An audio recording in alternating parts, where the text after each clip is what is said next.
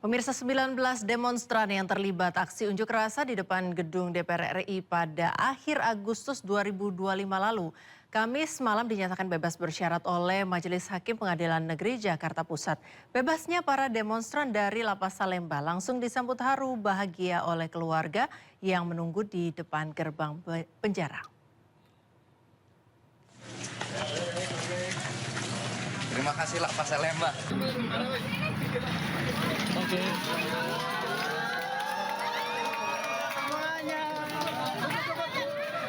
Setelah sekitar 10 bulan menjalani proses hukum di Lembaga Pemasyarakatan Salemba, Jakarta Pusat, 19 demonstran akhirnya menghirup udara bebas. Momen keluar dari lapas disambut pelukan dan tangis haru keluarga. Bahkan sejumlah demonstran melakukan sujud syukur.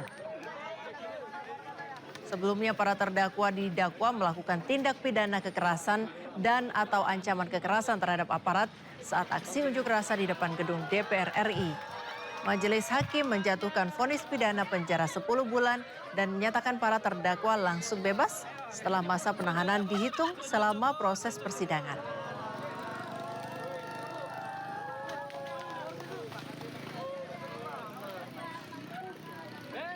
Mantan Menteri Agama Yakut Khalil Qumas memenuhi panggilan Komisi Pemberantasan Korupsi. Yakut diperiksa sebagai saksi dalam kasus dugaan korupsi kuota haji yang menjadikannya sebagai tersangka. Yakut tiba di Gedung Merah Putih KPK sekitar pukul 1:15 kemarin. Mantan Menteri Agama tersebut diperiksa dalam kapasitasnya sebagai saksi kasus dugaan korupsi kuota haji.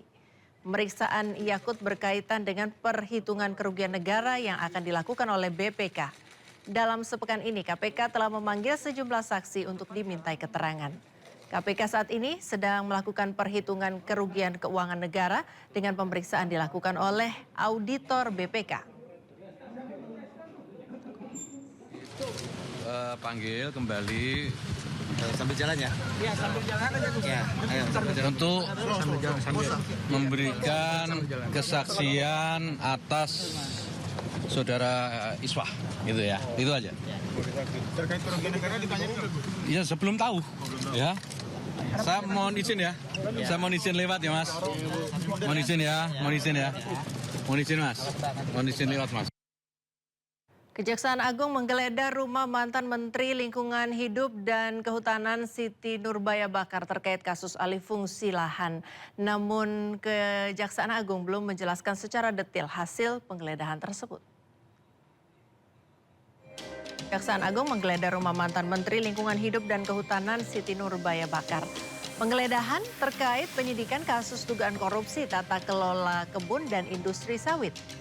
Siti Nurbaya merupakan Menteri Lingkungan Hidup dan Kehutanan selama 2 periode sejak tahun 2014 sampai dengan 2024. Tidak hanya rumah Siti Nurbaya, Kejaksaan Agung juga menggeledah sejumlah tempat, diantaranya sebuah rumah di Matraman, Jakarta Timur, sebuah tempat di Rawamangun, dan sebuah tempat di kawasan Bogor, Jawa Barat. Penggeledahan ya beberapa waktu lalu itu di beberapa tempat, mungkin salah satunya di rumah yang disebutkan tadi. Ada beberapa yang nanya ke saya apakah itu masalah tata kelola tambang. Itu bukan, itu adalah penyidikan tata kelola kebun dan industri sawit. Kalau penggeledahan itu kita akan mencari barang bukti dan alat bukti. Jadi tidak harus diperiksa. Jadi suatu konteks yang berbeda di situ ya. Kita di sini adalah mencari alat bukti dan barang bukti. Polisi membeberkan rekaman CCTV aktivitas terakhir selebgram Lula Lava sebelum ditemukan meninggal dunia pada Jumat pekan lalu. Polisi mengungkap sehari sebelum meninggal dalam rekaman CCTV di apartemen di kawasan Jakarta Selatan, Lula masih melakukan aktivitas seperti biasa. Hingga hari berikutnya, kekasih musisi dan YouTuber Reza Arab itu tidak terlihat hingga malam hari. Hal tersebut membuat asisten rumah tangganya curiga hingga meminta pertolongan karena kamar Lula terkunci dari dalam. Ketika pintu berhasil dibuka, Lula ditemukan dalam kondisi terbujur kaku. Sang kekasih Reza Arab terlihat ikut membawa jenazah Lula ke rumah sakit. Saudari LL sini sudah masuk ke dalam kantong jenazah. RA, pacar dari saudari LL di sini sudah hadir bersama dengan tim dokter dari saudari C yang mencoba untuk menghubungi dokter kenalan dari saudari C. Dan alhamdulillah dokter juga sudah hadir di sini. Nanti akan memberikan kesaksian, memberikan penjelasan kepada rekan-rekan media. Pada saat pengecekan itu sudah dinyatakan saudari LL sudah meninggal, oleh karena itu saudari C lagi coba untuk menghubungi ambulans. Ambulans itu datang dan terlihat di sini ya melalui lift barang terlihat saudara RA yaitu pacar dari saudari LL mendampingi di mana jenazah saudari LL sini sudah masuk ke dalam kantong jenazah. Setelah ini untuk rumah sakit kita menuju ke rumah sakit Fatmawati yang di mana sudah kita mintakan keterangan juga klarifikasinya.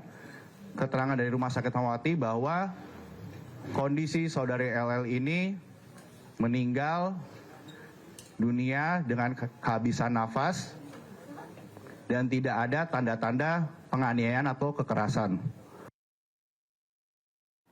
Polisi menemukan barang bukti dalam penyelidikan kematian selebgram Lula Lava di apartemennya di Kebayoran Baru, Jakarta Selatan. Salah satu buktinya adalah tabung berwarna pink yang menjadi sorotan publik dan spekulasi dalam masyarakat. Penyidik Polres Metro Jakarta Selatan mengungkap barang-barang yang diamankan dari lokasi tempat kejadian perkara. Di antaranya ada obat-obatan, spray, vape 4 botol liquid, dan tabung whip pink yang diujikan di laboratorium forensik. Meski tabung pink tersebut menjadi fokus perhatian, namun polisi belum menyimpulkan atau menetapkan sebagai penyebab kematian. Pada saat itu saya tidak berhasil meraba nadi dan tidak melihat pergerakan dinding dadanya. Dari barang bukti selain CCTV kami juga menemukan beberapa bukti menarik yang ada di tempat kejadian perkara. Barang bukti tersebut kita laksanakan uji laboratorium forensik yang alhamdulillah pada kesempatan kali ini juga hadir dari laboratorium forensik Mabes Polri yang kompeten untuk memeriksa barang bukti yang kami ajukan untuk melaksanakan uji lab.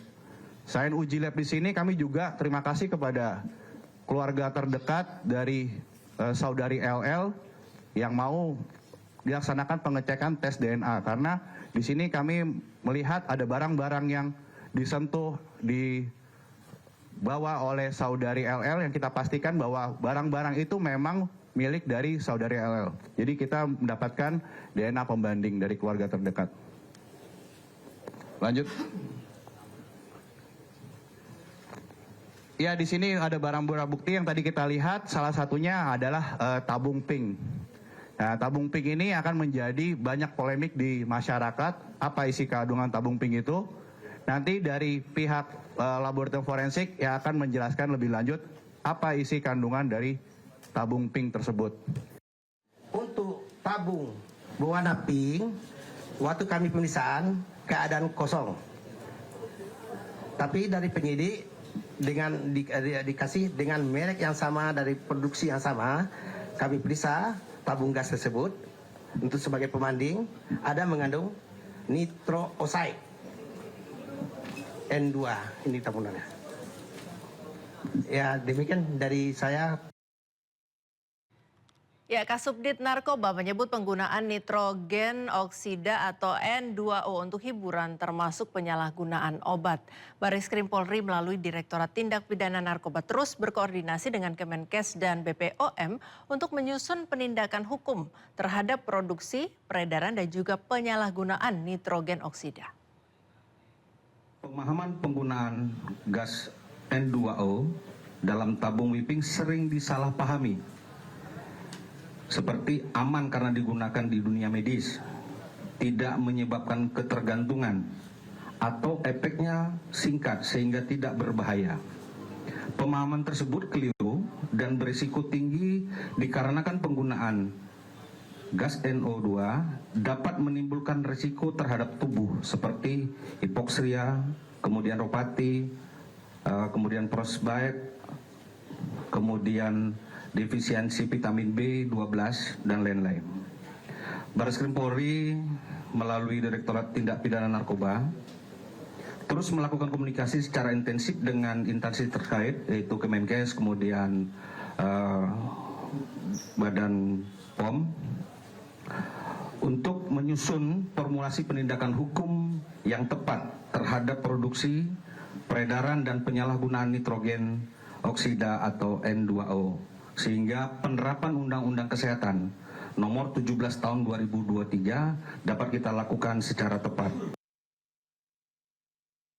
Buntut penetapan tersangka terhadap Hogi Minaya, suami korban jambret. Kapolda Daerah Istimewa Yogyakarta secara resmi menonaktifkan Kapolresta Sleman Kombes Pol Edi Setianto Erning Wibowo. Penonaktifan ini berdasarkan rekomendasi hasil audit dengan tujuan tertentu yang dilakukan Inspektorat Pengawasan Daerah Polda DIY.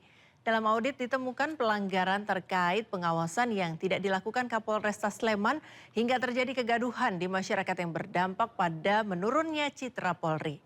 Selain Kapolresta Sleman, Kasat Lantas Polresta Sleman AKP Mulyanto juga dicopot dari jabatannya pada hari Jumat. Kapolda Daerah Istimewa Yogyakarta telah menonaktifkan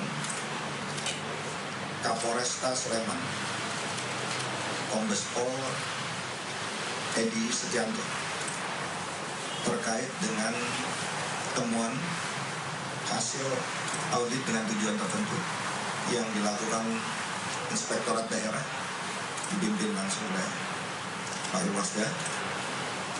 Ditemukan adanya dugaan pelanggaran terkait dengan pengawasan yang tidak dilakukan oleh Kapolres. Jadi, karena tidak dilakukan pengawasan dalam proses penegakan hukum, terjadi kegaduhan, ketidakpastian hukum yang terjadi saat ini di tengah masyarakat dan menjadi pemberitaan, sehingga menurunkan citra Polri. Untuk itu, hari ini sudah saya nonaktifkan pada pukul 10. Serah terima tanggung jawab kepada saya. Dan saya telah menunjuk pengganti pelaksana harian Kapolresta Sleman, Kombes Pol Rudi, yang sekarang sebagai Dir Narkoba.